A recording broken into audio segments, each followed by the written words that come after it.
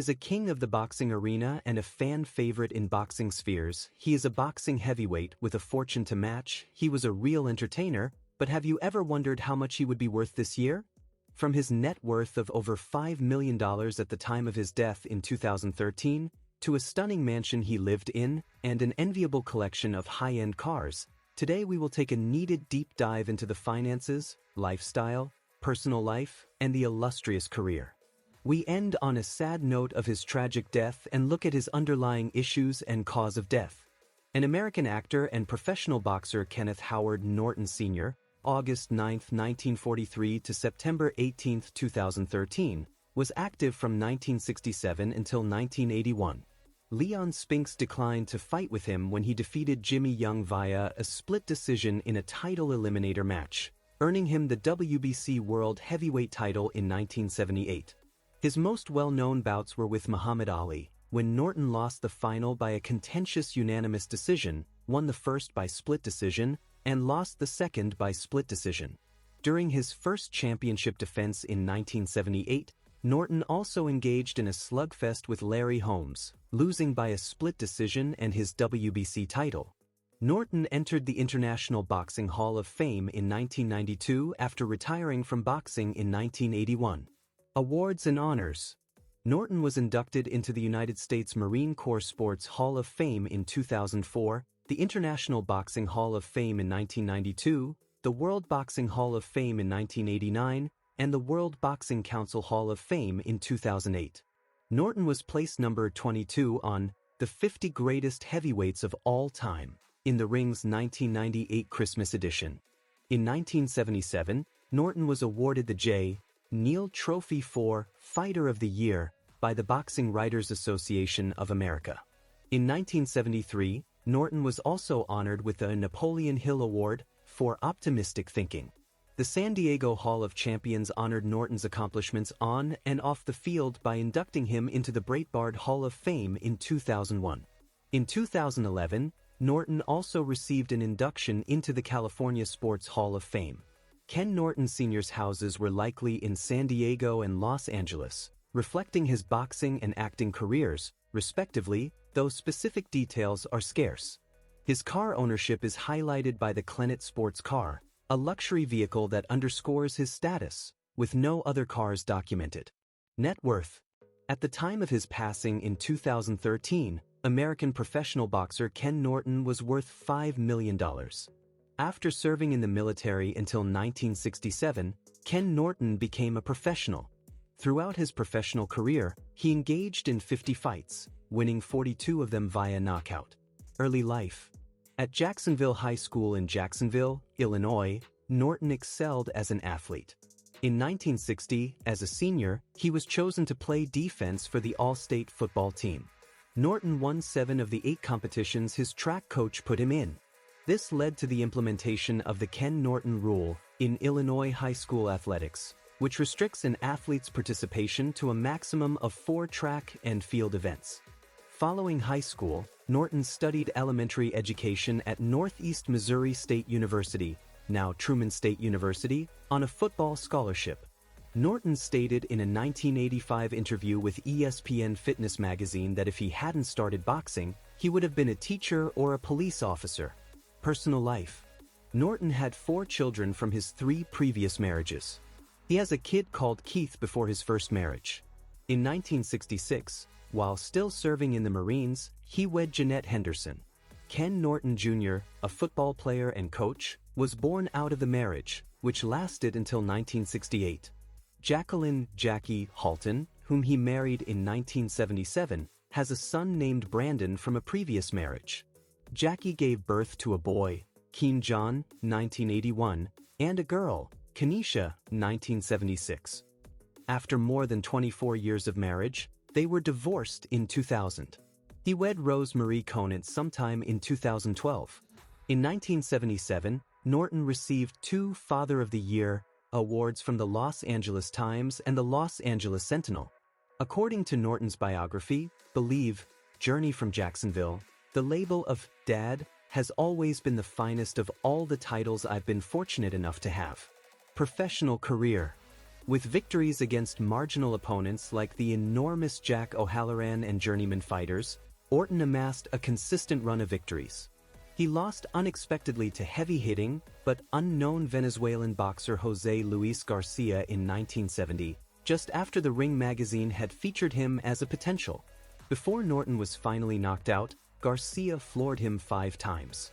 5 years later, when both were considered contenders, Norton defeated Garcia and exacted revenge.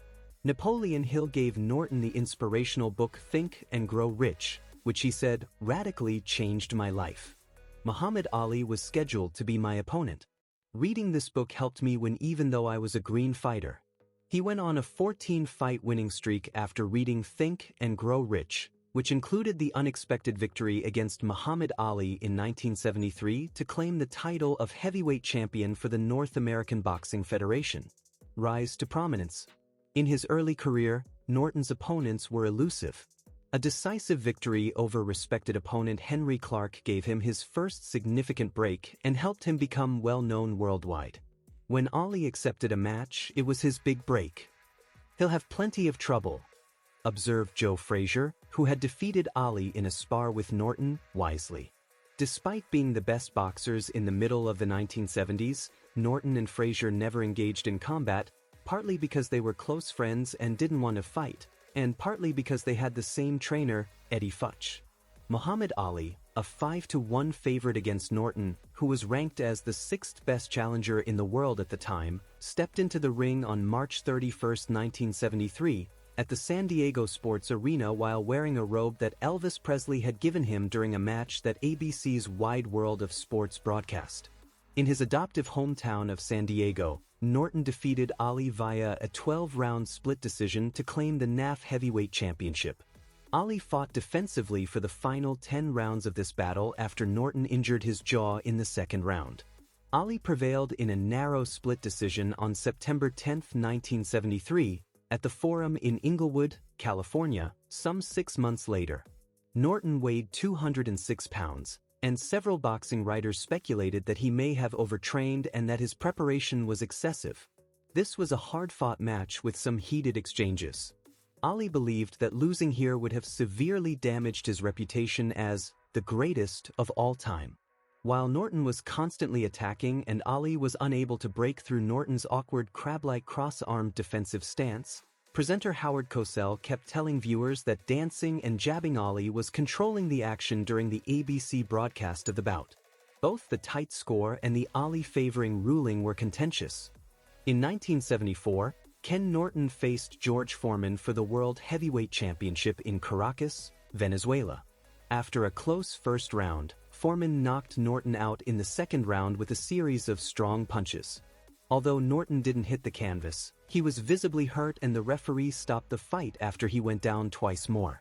In 1975, Norton regained the NAF heavyweight title by defeating Jerry Quarry by TKO in the 5th round, despite being hurt earlier in the fight. He also avenged a previous loss to José Luis Garcia by knocking him out in the 5th round, dropping Garcia 5 times. Norton's most notable career moment came in 1976 when he fought Muhammad Ali for the 3rd time at Yankee Stadium. The fight was a tough battle, with the scorecards even heading into the final round. Ali won the last round on all scorecards, retaining his title. The decision was highly disputed, with many believing Norton had won. Ali's victory marked the beginning of his physical decline, and Norton later expressed disappointment, feeling he had won the fight.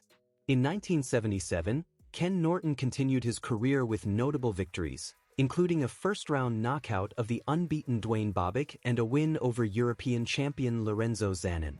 Norton then faced Jimmy Young in a WBC title elimination bout, which ended in a controversial 15-round split decision victory for Norton. However, Ali's loss of the title to Leon Spinks in 1978 led to Norton being retroactively awarded the WBC Heavyweight Championship after Spinks chose to fight Ali instead of defending against Norton. Norton defended his WBC title against Larry Holmes in 1978 in a brutal 15-round fight.